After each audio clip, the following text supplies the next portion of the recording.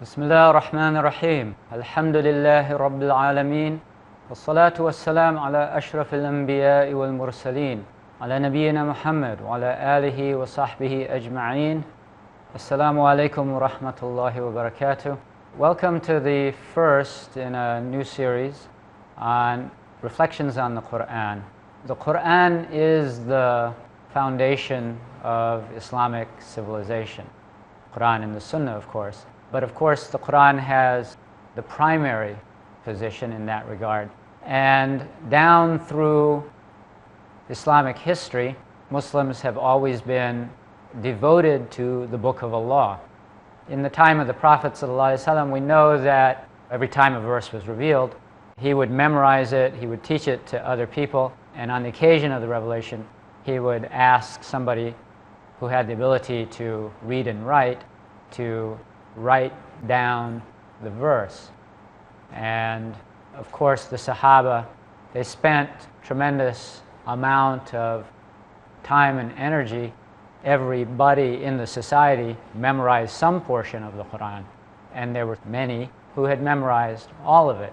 And we know that at the Battle of Yamama, this was during the time of Abu Bakr, 70 Huffaz became shaheed at the battle. And Omar, he came to Abu Bakr and he said, "We suffered a dangerous loss in this battle. So many of those who had memorized the entire Qur'an were killed that if this process happens a couple more times, there's danger that we will lose the entire Qur'an."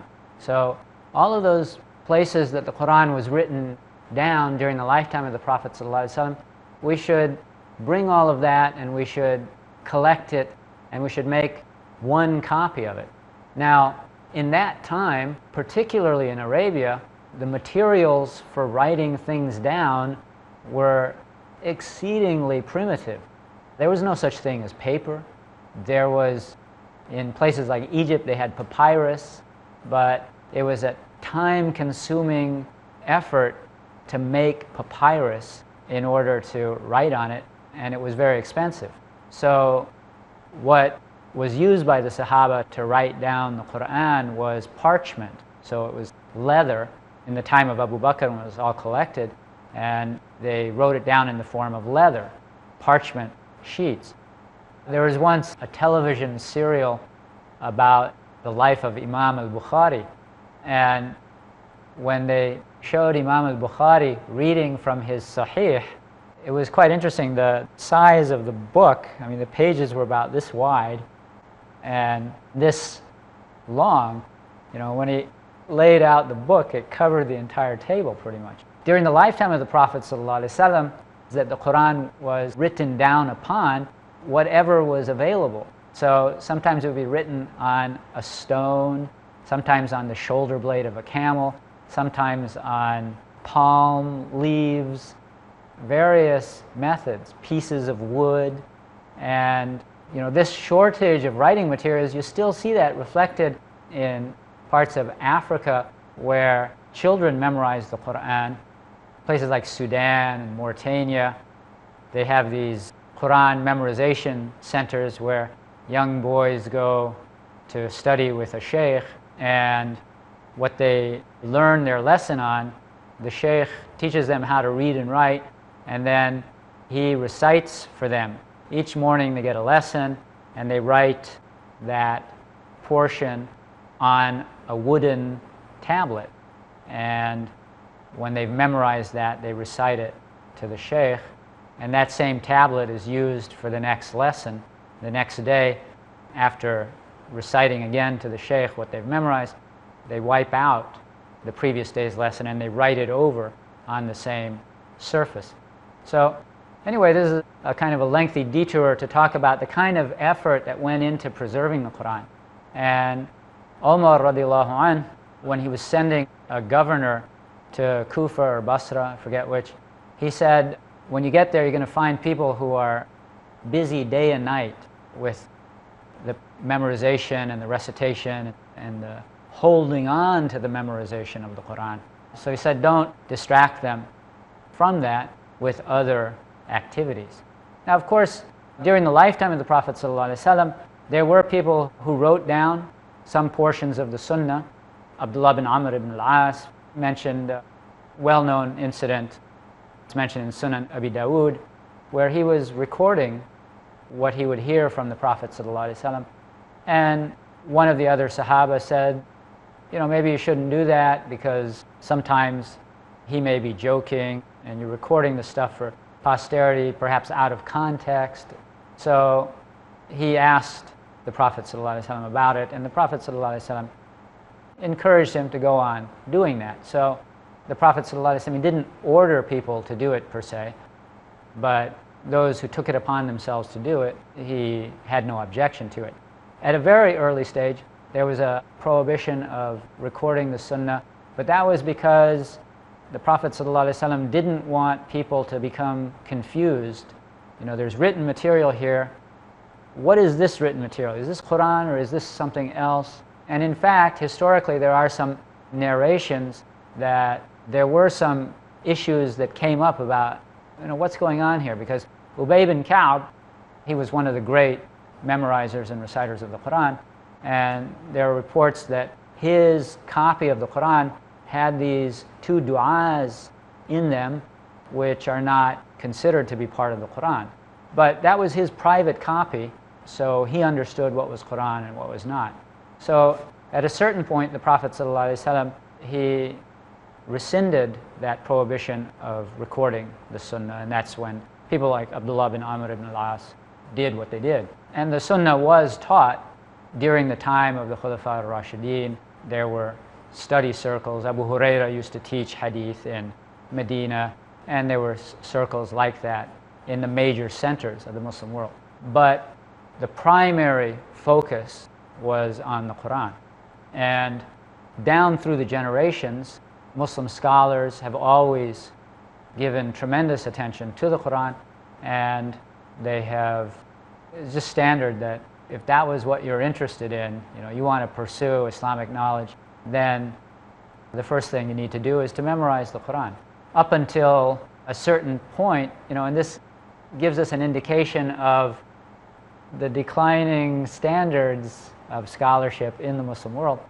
In order to get into Al-Azhar University, to the college, one of the requirements for admission was that you have memorized the entire Qur'an. That's no longer a requirement, and it's the same as in Medina. We had to memorize a certain amount each year, 2.5 juz. So by the time a person left, they would have memorized the first 10 juz in the Qur'an.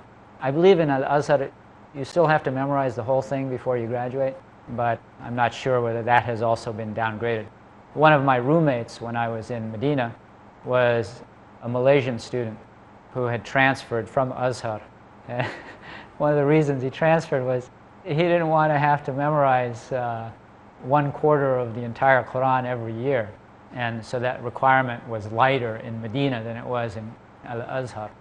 But the other requirement for admission to Azhar in the earlier eras, up into the early 20th century, I believe, was that you had to have memorized the Alfiya of Ibn Malik, because that was a rhymed distillation of the rules of the Arabic language. One of the things that scholars would do in order to facilitate the memorization of some body of knowledge was to turn it into rhymed couplets. So the most towering work of that nature with regard to grammar and morphology and all those things was the Alfiya, which means 1,000 couplets, that was composed by Ibn Malik, who was a scholar in Andalus, what is now Spain. So that was something that students of knowledge would memorize, and it was considered incredibly important to have mastered Arabic language in order to properly understand the Qur'an and to understand the Sunnah and to be able to derive rules from them. It's just a major prerequisite, is to have mastery of the Arabic language. So down through the centuries, Muslim scholars always made the Qur'an one of their primary areas of scholarly effort. And this was reflected also in the society as a whole, that everybody, the first thing that you do when you're a child, your parents send you to learn at least, the minimal is what in Afghanistan what they call Panj Surah, Fatiha and the 4 Qul's. So that's enough for you to function on the most minimal level with regard to performing salat. But wherever Muslims went in the world, I remember meeting people from Zambia and South Africa. These were Gujaratis in particular that had gone there to do business, and they'd settled, and they were 3rd generation or 4th generation descendants of these people. And the same process would always occur whenever there was a community that developed in some area, is that the first thing that they would do would be to build a mosque where they can gather to pray. And then somebody would open a halal meat shop so that their food would be halal. And then they would bring a hafiz to be the imam of the masjid, and he would teach the children how to recite. Okay, it's time for a break. We'll be back soon, inshallah.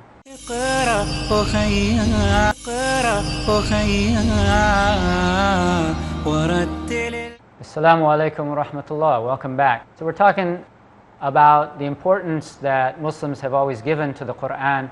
We're talking about the example of Gujarati Muslim communities and the way that they would take care of priorities when they settled in Africa. This is based just on my personal acquaintance with people from Zambia and South Africa and places like that.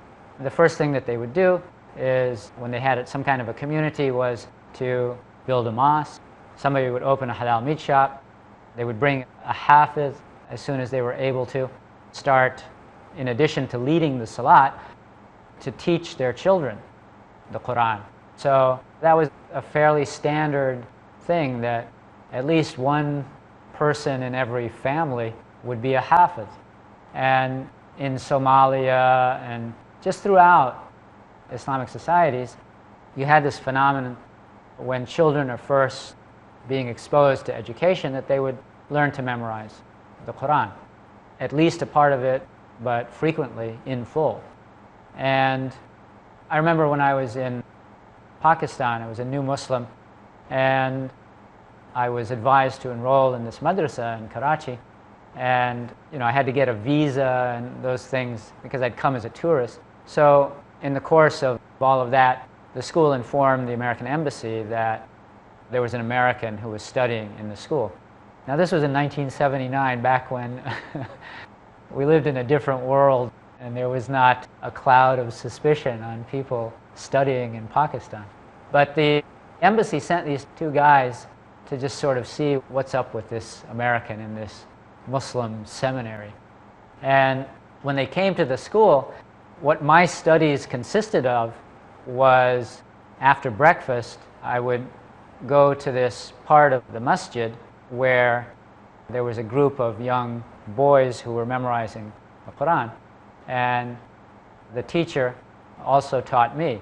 So over the course of about 6 months, I memorized Juz Amma. So these men came and they just wanted to chat for a few minutes. So I got up and I was chatting with them, and I was explaining what I was doing and what those boys were doing who were sitting also in that circle. So all of these boys are, they're rocking back and forth and they're reciting their lessons, and I explained that they were memorizing Qur'an. And they said, well, Qur'an's in Arabic. These boys, do they understand what they're memorizing?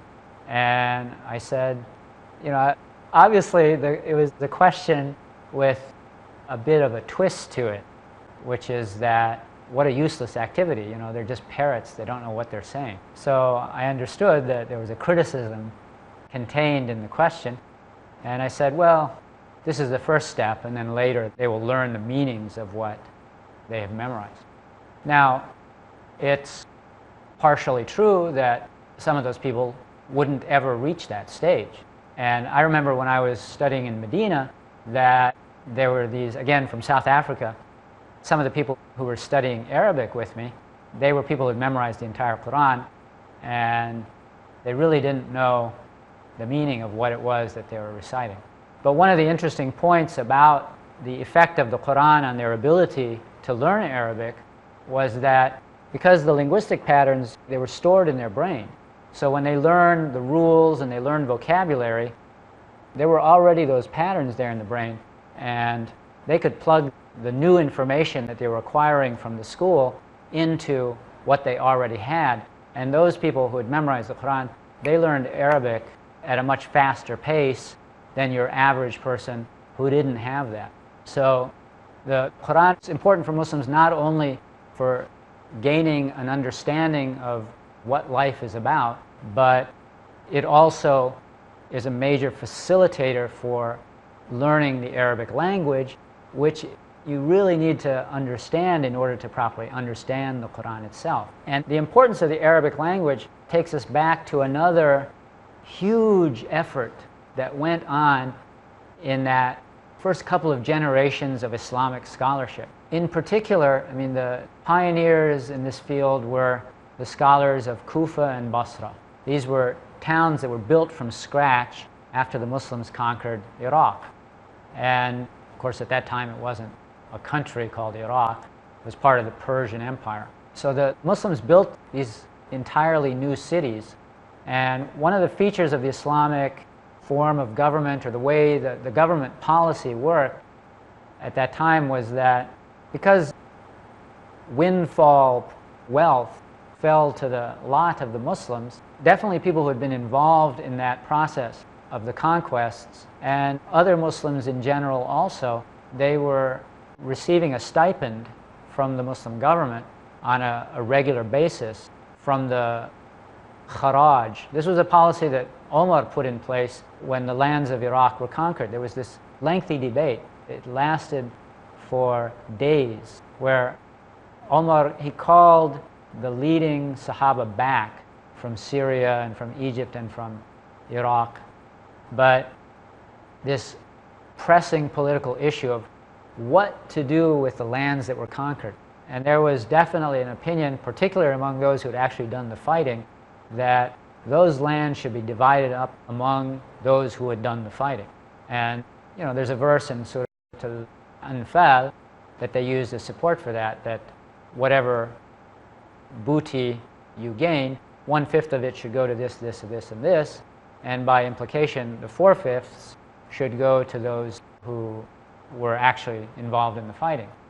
And Omar had other considerations, and it was after a day or two of discussing the issue that he actually came with textual evidence to support his view from Surah Al-Hashr, that it's important that this land not be divided up among a relatively small group of people.